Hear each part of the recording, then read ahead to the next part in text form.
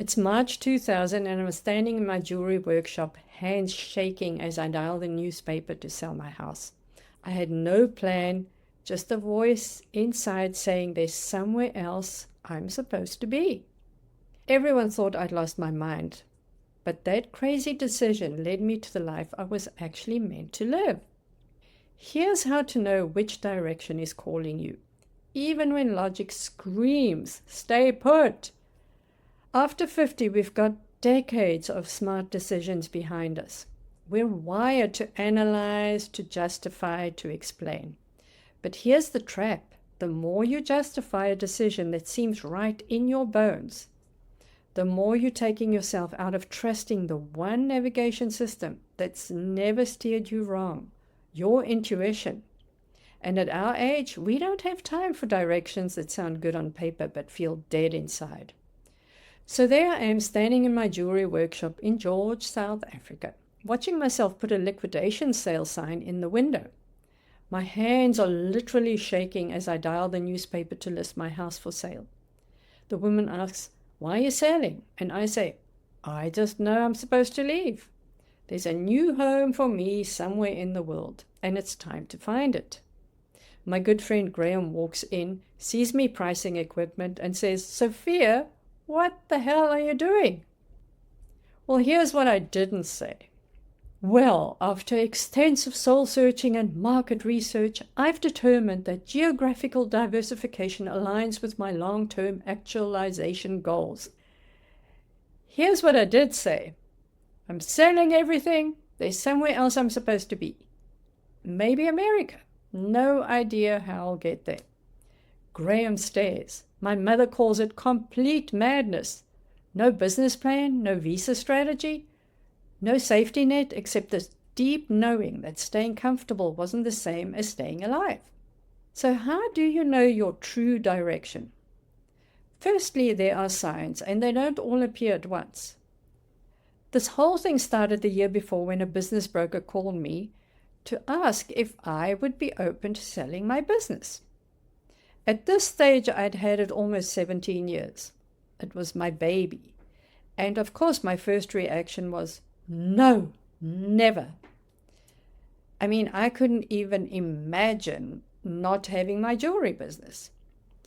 So that was that. But here's the interesting thing. That call planted a little seed. And I started thinking, what would change look like?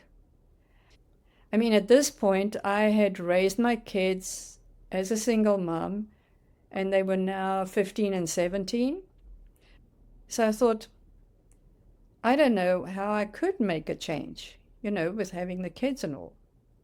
But then my kids went to their father for the school holidays, as they always did.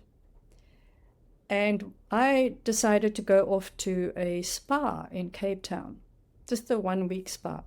And while I was there, my ex calls me and asks if I would be open to letting my kids go live with him, because he thought that with his wife being a teacher, they could help the kids do better at school. This was the first little sign, because I thought, this opens up something for me. And I just had to think about it a little bit, and I said, yes, sure. I mean, at this stage, I'd raised them most of their life myself, and it wasn't a bad idea to let them go and live with him for a while. So a few months later, the kids moved to their dad. And this brought me to where I was listing my house for sale. Now, the second way to know which direction to go is to listen to your body. It knows your direction before your brain catches up. How does it feel when you consider your new path? So for me, I'd had my jewelry business for many years, and it needed updating, upgrading. And that would cost quite a bit of money. So there was that. But then on the other hand, I thought, what about starting a whole new life? What about going out in the world and finding a new home?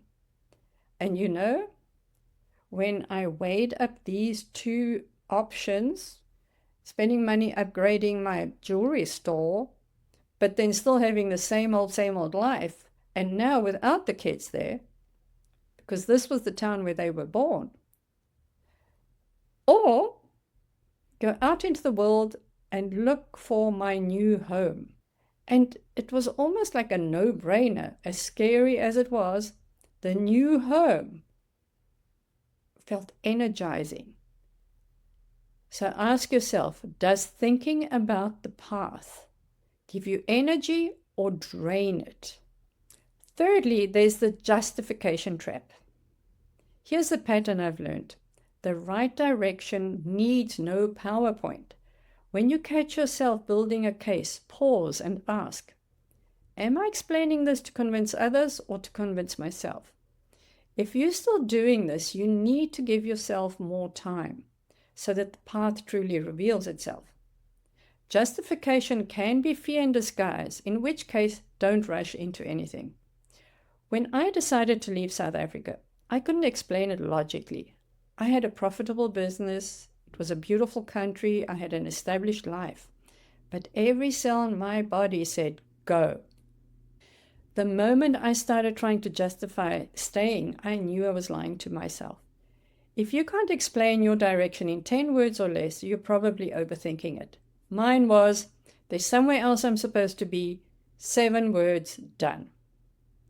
You can also do a future self-check. Close your eyes, fast forward 5 years. You took the safe route, you stayed, you justified, you played it smart. How does that version of you feel? Really feel it.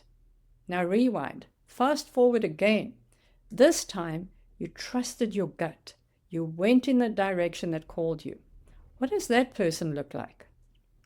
When I did this in 2000, Safe Sophia looked successful but hollow. Still making beautiful jewelry for the same customers, still having the same conversations. Direction following Sophia looked uncertain but alive, living somewhere that called to me. Then there's also the regret test.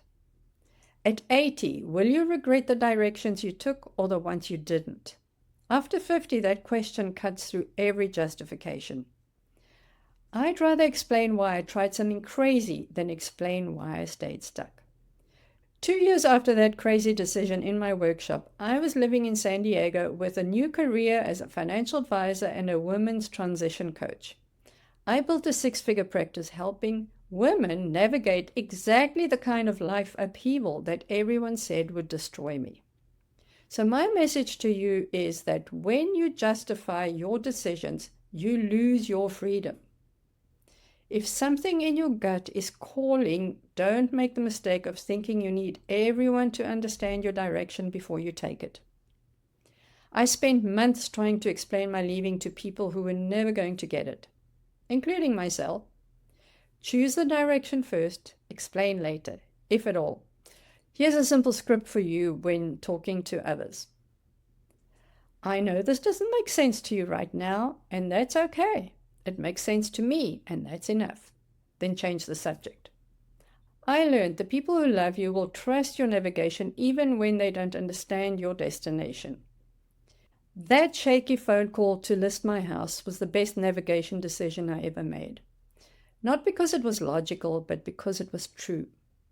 Your internal compass isn't reckless, it's refined. Trust it.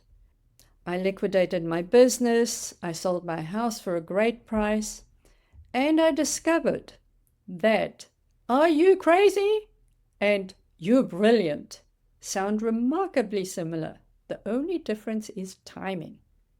I'd love to hear if you've made any major decisions where you followed your gut, even though everybody around you thought you were crazy.